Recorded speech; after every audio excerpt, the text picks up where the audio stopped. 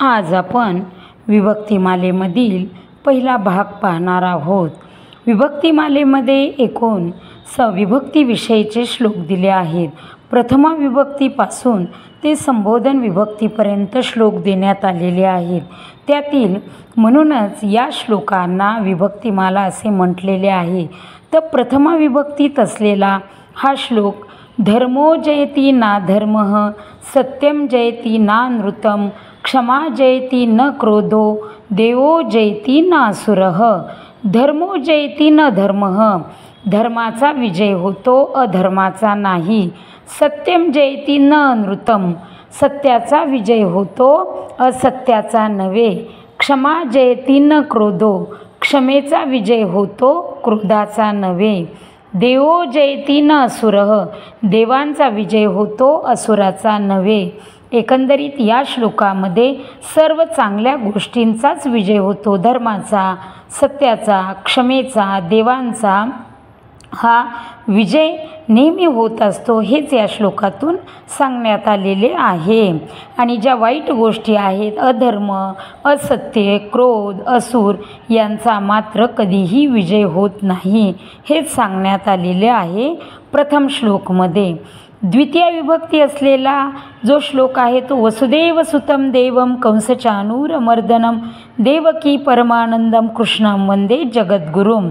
वसुदेव सुतं, सूत म्हणजे मुलगा, वसुदेवाचा मुलगा, यांनी कंस, चाणूर यासारख्या राक्षसांना ठार मारतो आणि देवकी परमानंदम, देवकीला परम आनंद देणाऱ्या अशा कृष्णाला, जगद्गुरुं, जगाचा गुरु असलेल्या कृष्णाला मी वंदन करतो। म्हणजेच वसुदेवाचा मुलगा, कंस, चाणूर राक्षसांना ठार मारणारा, देवकीला परम आनंद देणारा, सर्व जगाचा गुरु असणाऱ्या कृष्णाला माझे वंदन, माझा नमस्कार होय, असे या द्वितीय श्लोकामध्ये सांगण्यात आलेले आहे। आणि द्वितीय यासाठी इथे म्हटलेले आहे कारण या संपूर्ण श्लोकामध्ये द्वितीय विभक्तीचा वापर करण्यात आलेला आहे। शेवटचा शब्द सूतम, देवम, मर्दनम, परमानंदम, कृष्णम, जगद्गुरुं या सर्व शब्दांची द्वितीय विभक्ती आहे। म्हणूनच या पाठाला शीर्षकच विभक्तिमाला देण्यात आलेलं आहे।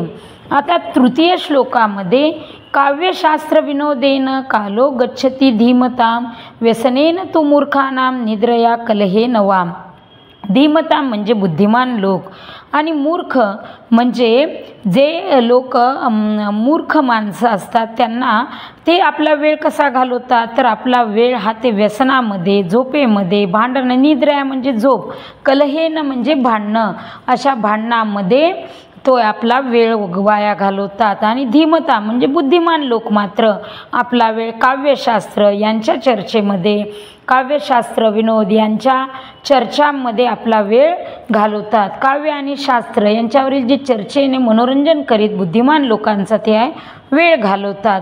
आणि मूर्ख माणसांचा वेळ मात्र झोप काढण्यात, व्यसनात, भांडण तंटा करण्यामध्येच ते वेळेचा आपला अपव्यय करतात।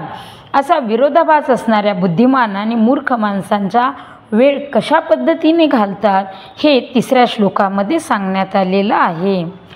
चौथ्या श्लोकामध्ये सुद्धा सज्जन आणि दुर्जन म्हणजे थोडक्यात हिरो, विलन अशा यांची कशा पद्धतीनं ते वागतात हे या श्लोकात सांगण्यात आलेलं आहे। विद्या विवादाय धनं मदाय, खलस्य शक्ती परपीडनाय, साधोस्तु सर्वं विपरीतमेतत्, ज्ञानाय दानाय च रक्षणाय। विद्या विवादाय, सज्जन लोकांची विद्या कशासाठी ते वापरतात आणि दुर्जन लोक कशासाठी वापरतात। खलस्य, खल म्हणजे काय, दुर्जन लोक। विलन ते विद्येचा उपयोग हा विवाद करण्यासाठी, भांडण तंटासाठी। धनम मदाय, मद म्हणजे गर्व, मदाय म्हणजे गर्वासाठी ते आपल्या धनाचा वापर करतात। आणि शक्ती ही परपीडनाय, दुसऱ्यांना त्रास देण्यासाठी शक्तीचा वापर करतात। म्हणजेच विद्याचा भांडणामध्ये धनाच्या गर्वासाठी आणि शक्तीचा दुसऱ्यांना त्रास देण्यासाठी दुर्जनांचा वापर होतो। याच्या उलट साधोस्तु सर्वं विपरीतमेतम, साधोस्तु म्हणजे सज्जन लोक, याच्या अगदी उलट आहे, विपरीतम येतं.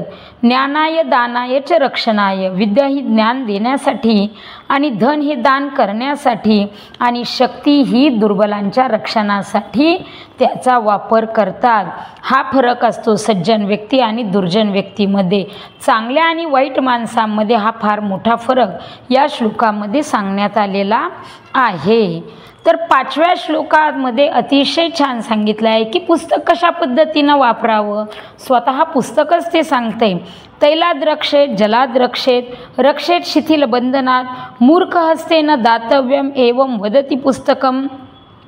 तेलापासून माझे रक्षण करा, जलापासून पाण्यापासून माझे रक्षण करा आणि सैलबांधणीपासून एक माझे रक्षण करा. मग मूर्ख हस्तेनं दातव्यम, मूर्ख माणसाच्या हातात मात्र मला देऊ नका. या एवं वदती पुस्तकम असे पुस्तक म्हणतो. कारण पुस्तक यांच्यापासून जर आपण रक्षण केले नाही तर पुस्तक खराब होते. म्हणून स्वतः पुस्तक आपल्याला सांगते की तेलापासून पाण्यापासून सैलबांधणीपासून माझे रक्षण करा आणि मूर्ख माणसाच्या हातात, मूर्ख हस्तेनं दातव्यम, मूर्ख माणसाच्या हातात मात्र पुस्तक मला कदापि देऊ नका.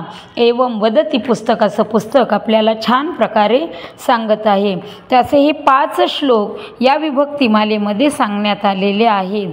प्रत्येक सुभाषितामध्ये खूप चांगला विचार सांगितला गेलेला आहे. तर आतापर्यंत जर कुणीही या चॅनलला सबस्क्राईब केलं नसेल तर कृपया या चॅनलला सबस्क्राईब करा.